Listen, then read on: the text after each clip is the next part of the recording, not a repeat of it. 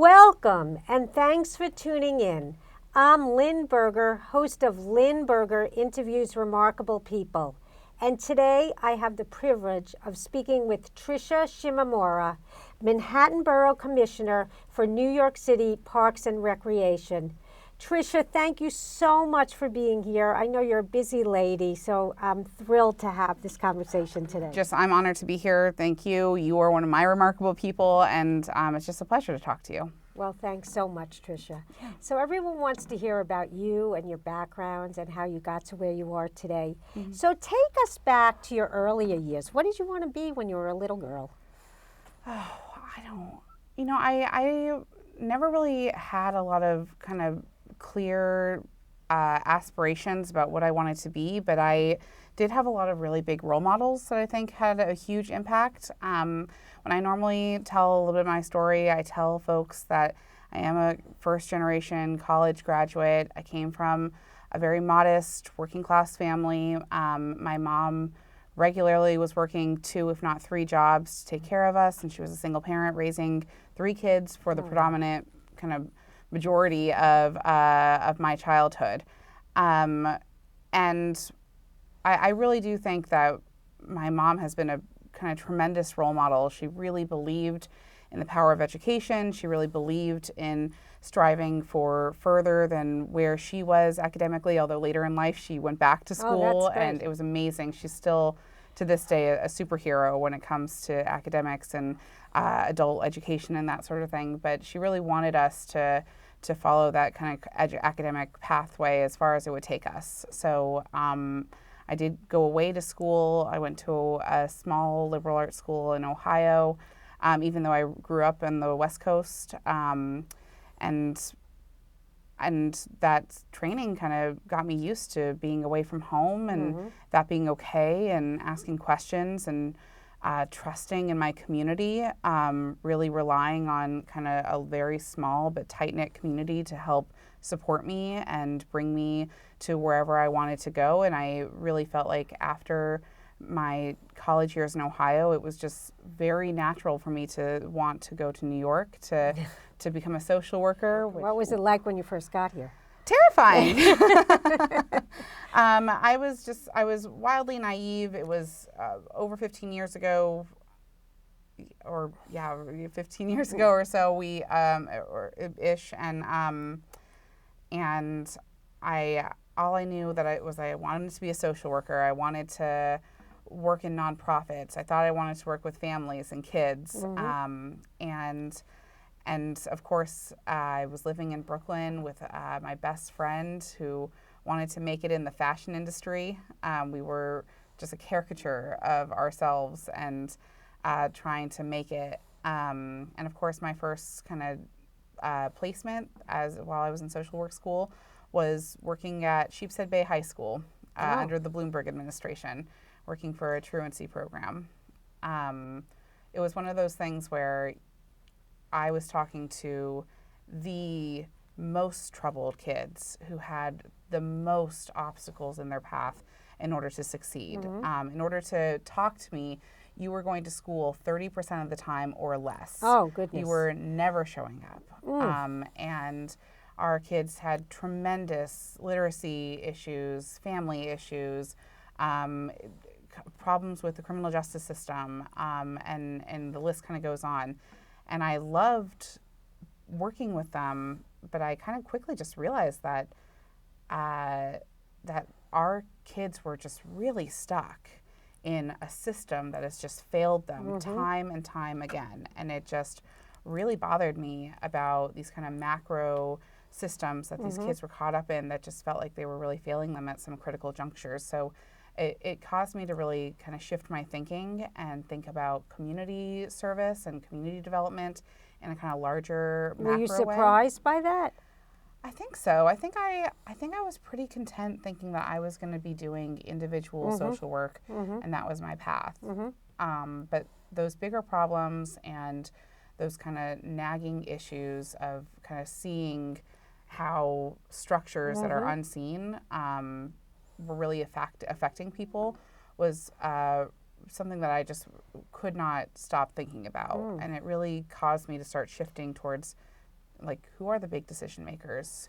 How does government play a role into this? What does policy mean, and how does it impact the most vulnerable? All of those kind of bigger questions were what I ended up gravitating towards, just because I was like, how can you not? How can we, talk to a kid about going to school when he doesn't have enough food at the table, or when his parents don't have electricity in their building, or are having to shift from shelter to shelter because they didn't have permanent housing. So it really made me want to focus on those bigger issues. The system. Yeah. To really get into the systematic issues. Yeah. So how did you make that first transition?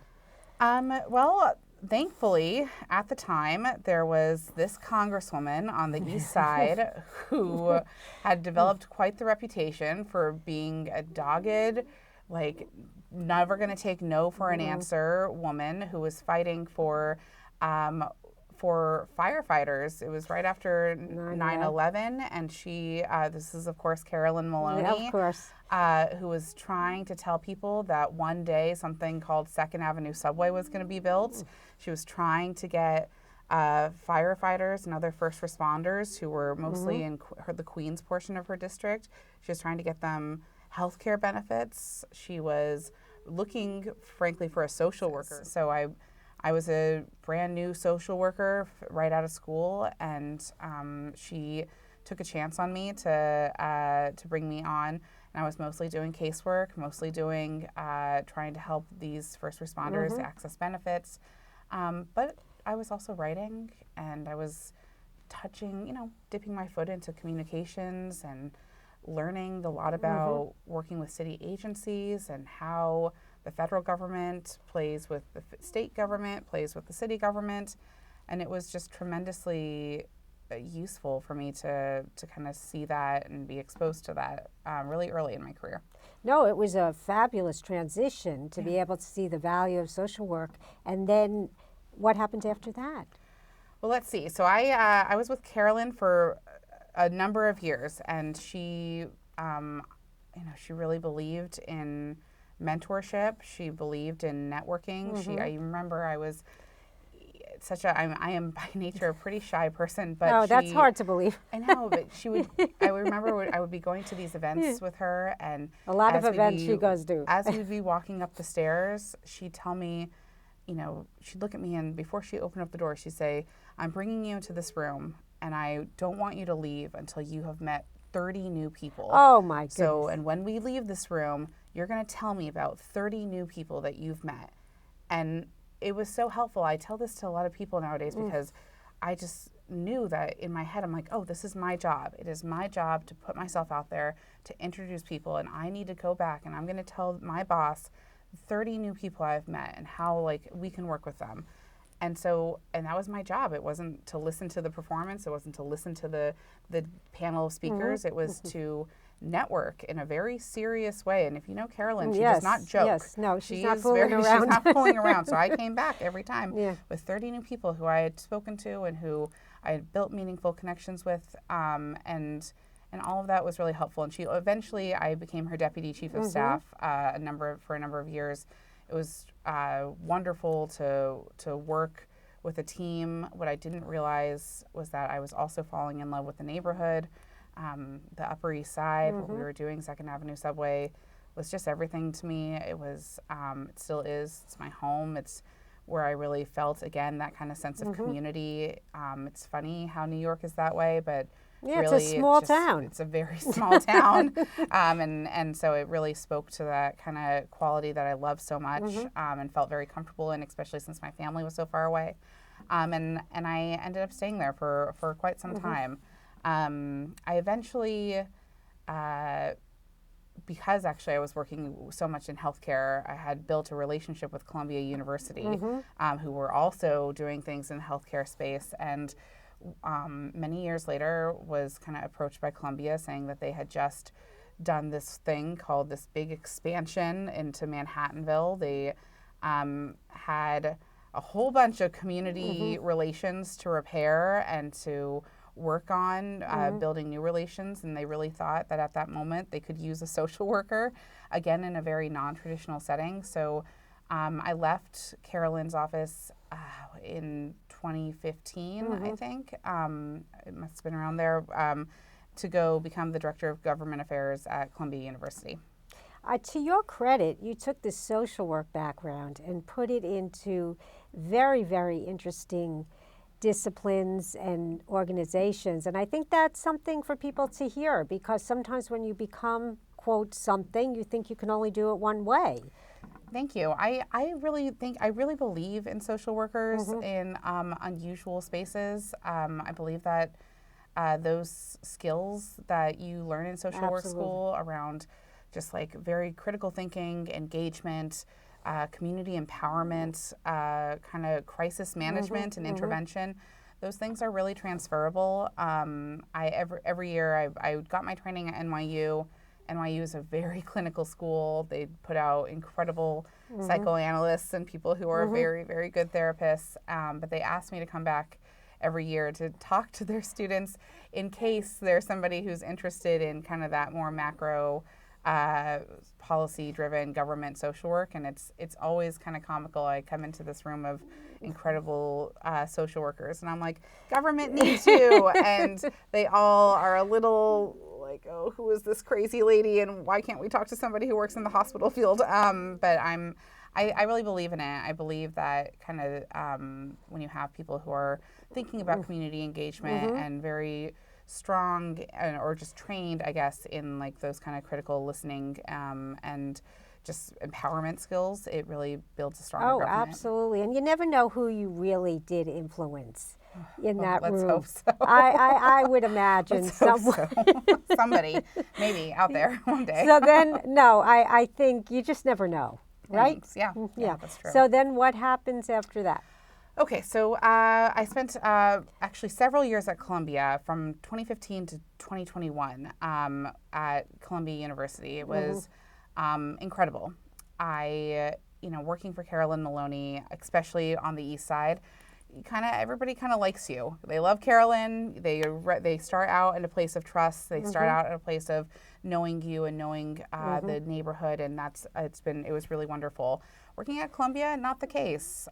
They did have a lot of broken relationships. There was a lot of promises that Columbia made to the community, and in part, I was a part of the team that was working to try to fulfill those promises and trying to make sure that they were doing right by the community when they promised to do so. But there was not a lot of trust. There was a lot of distrust. There was historically bad and broken relationships there that were very justified, and people not feeling like the university was someone that they could assume was going to have their backs or support them in some way. And so it was really good for me to be in a tough environment. It was good for me to look at broken relationships that predated me and that were going to take a lot longer than me being there for 6 years or whatever it was to really fix. It taught me about relationships being always in flux and being dynamic, and sometimes they're good and sometimes they're not good, but they take a lot of work. And that's not just with like one-on-one relationships, but that's relationships with the community, with an institution, with a neighborhood, with populations of people. That's really the case too.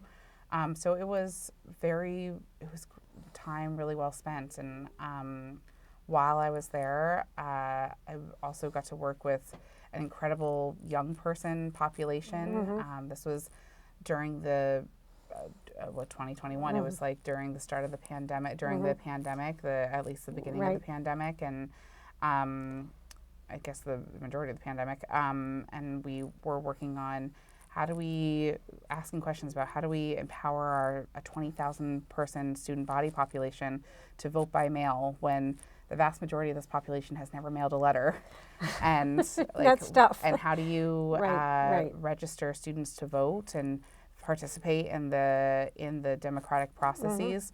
I learned a lot about vote by mail, voting absentee. And then you made another switch. Yes. So after that time, I at the end of 2021 or in 2021, I ran for office myself. I was inspired by Carolyn, by so many women and what was going on in my city.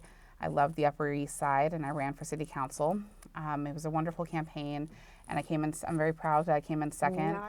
And in that race, I met a wonderful guy named Mark Levine, who did win for the as the Manhattan Borough President. He, to this day, is one of the smartest people I've ever met. He's a remarkable person.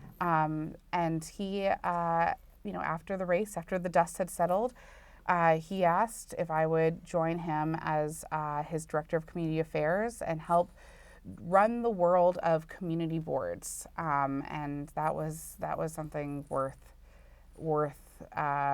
changing your plans for. So that's where I then joined Mark in the borough president's office, and I was very proud of getting to work with Manhattan's 12 community boards. And you really recognize the value of community boards. Yeah, I really do. I have the proclamation to prove it, but when we first introduced ourselves as a large team in the borough president's office, I said, "Hi, my name is Tricia Shimamura, and the only thing that you need to know about me is that I love community boards." And everybody kind of laughed, but it's true. Community boards are one of our most foundational building blocks. You talk about New York being a small town. This is as small as you can get. It is as local as it gets. It is really just neighbors and people who care about a very small neighborhood, Upper East Side, Lower East Side, Central Harlem, East Harlem, Chelsea and Hell's Kitchen. Very small neighborhoods, and what matters? Small businesses, liquor licenses, parks, bike lanes, and housing, zoning issues for very specific lots. There is something really beautiful about that process, and I love that in a city that's so big, we are so local, and I loved being a part of it. The borough president, every borough president is responsible for appointing people to those boards, and it was a real honor of my short career thus far to be able to have played a role in that process. And you had a very big, influential role upon a lot of people. Thank you. So that was successful. Yeah. And then... Okay, so I guess that's what brings us to here. So I loved my job at Mark's office. I felt like we were going to be doing this for a very long time, and there's something about being in your element and just feeling very in control, and like all the players and this world really well. And I always hoped, I told this to Mark on the subway ride years ago, I said, one day I really want to work for the Parks Department. That's where I want to end up, And this kind of insane opportunity came up to join the Parks Department as the Manhattan Borough Commissioner, and I've told people quite literally it was my dream job. I still to this day cannot think of a job that I want more or wanted to be in more than this position that I have now. And it was scary because I wasn't looking for a job. I have loved every kind of era that I've been in with my career and felt like I was in the right place at the right time. But this one felt premature. It felt like I was going to jump, and I didn't know if it was going to be something that I was going to love, and then what, and then, or if it was going to be something that I hated, and I almost feared that even more. But Mark was really supportive. It felt like I couldn't say no to this, and that's kind of where I've been now for almost to the day 1 year. To the day today. Almost, yeah. So you got your dream job. Yes, well ma'am. deserved. Thank you. It feels like divine intervention, but yes, thank you. Well, from everything you said, it sounds well deserved. Thank you. What's your best part of it? The best part of it is the team. It's without a shadow of a doubt the team. We have some of the most talented public servants I have ever met in my entire life. And I, as you just heard in a very long-winded way, I've spent my career around public servants. But parkies, and specifically Manhattan parkies, take it to a whole other level.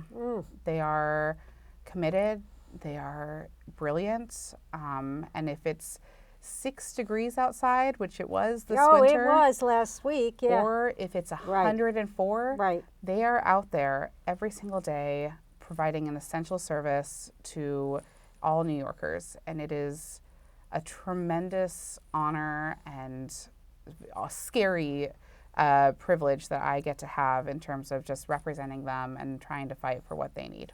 So what are the priorities now for you?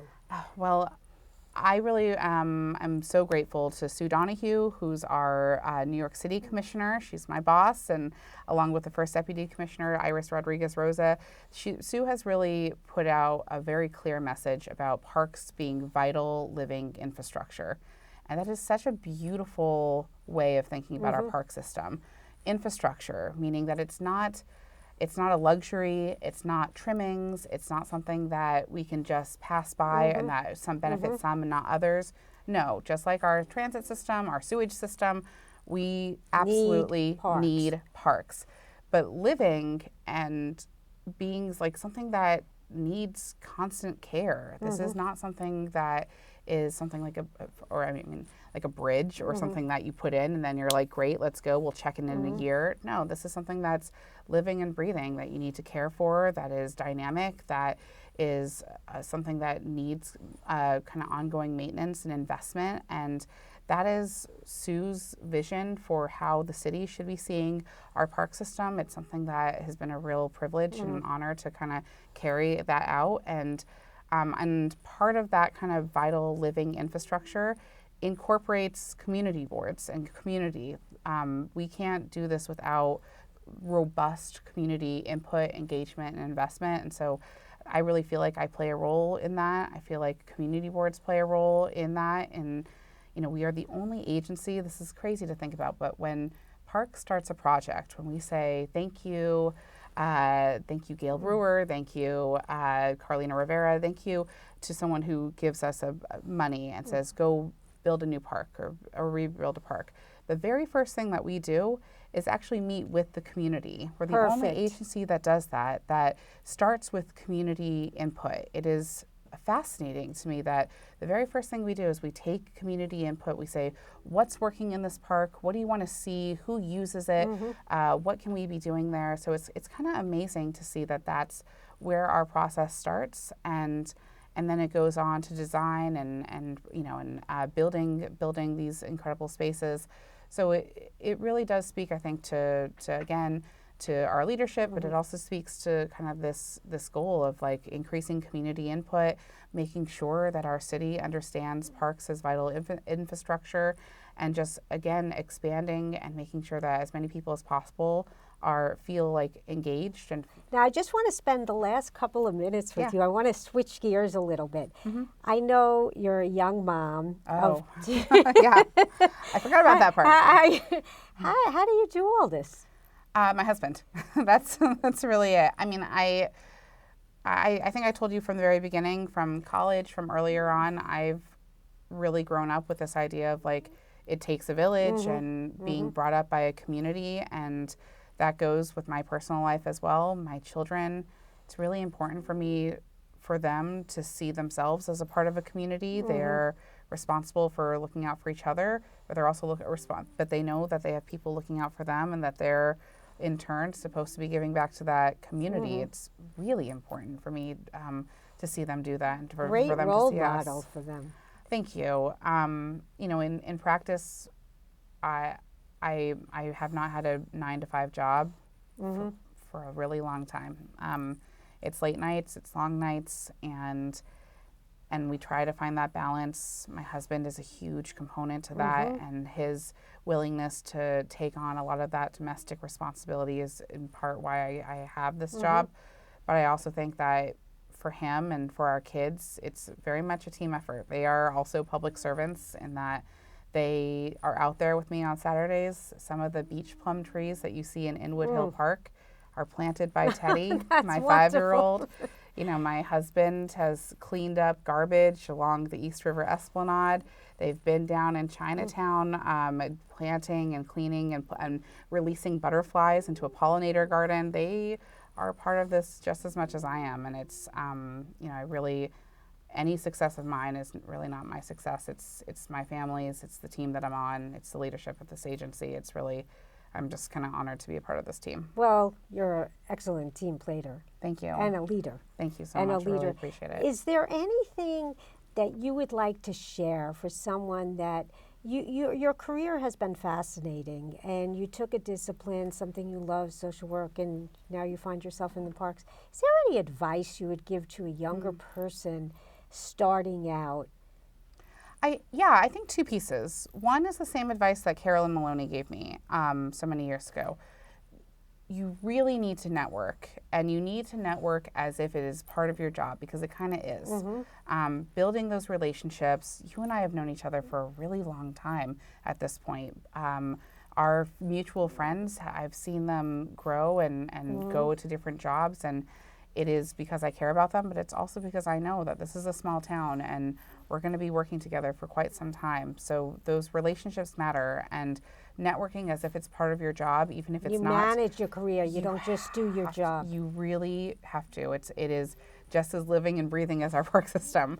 And then I think the second piece is just, I obviously, I'm not sure if you did, but I did not draw a line from A to B and say, I'm going to go there. Path. It's definitely not linear. It's flexibility. It's taking opportunities when they come up, even if they're scary and you don't think it's on the path that you originally set out for.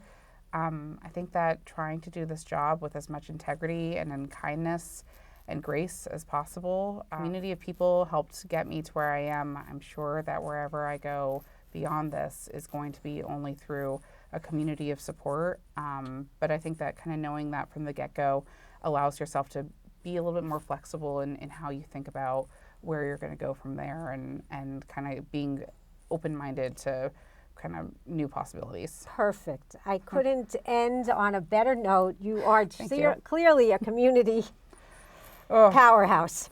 Thank you. So thank you, Tricia, for spending the afternoon with me, and keep going. Thank you so much, Lynn. I really appreciate it. Thank you.